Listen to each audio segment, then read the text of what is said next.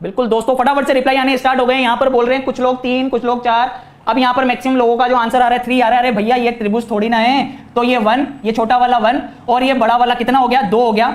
इसी तरीके से अगर इसको देखें तो इसके अंदर कितने बनेंगे, ये 1, 1, ये कितना हो गया 2 और ये कितना हो जाएगा 3। लेकिन मैक्सिमम लोग अभी इस सिंपल से क्वेश्चन में भी गलती कर रहे हैं, तो इसकी भी हम लोग ट्रिक बना देते हैं। जैसे लास्ट वाले क्वेश्चंस के लिए ट्रिक बनाई, अब इसके लिए क्या ट्रिक करनी है, आपको सोचने की जरूरत ही नहीं है। जब संपूर्ण त्रिभुज को 36 भागों में विभाजित किया हुआ होगा, इस तरीके से हॉरिजॉन्टल पार्ट्स में डिवाइड किया हुआ होगा, तो आप डायरेक्टली क्या कर सकते हो, सिर्फ लाइनें गिनने से मतलब है। यानी कुल त्रिभुजों की संख्या, कुल त्रिभुज उतने होंगे जितनी क्या होंगी, क्षैतिज रेखाएं होंगी। कुल त्रिभुज उतने होंगे जितनी क्षैतिज रेखाएं होंगी।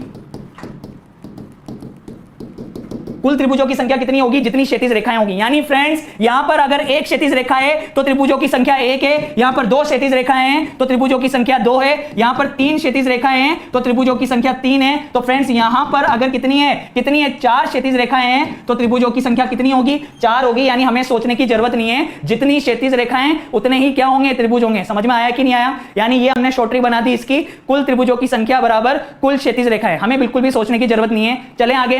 फर्स्ट टाइप हमने पढ़ा जब त्रिभुज को लंबवत भागों में विभाजित किया हुआ था। सेकंड पढ़ा जब त्रिभुज को क्षैतिज भागों में विभाजित किया हुआ है। और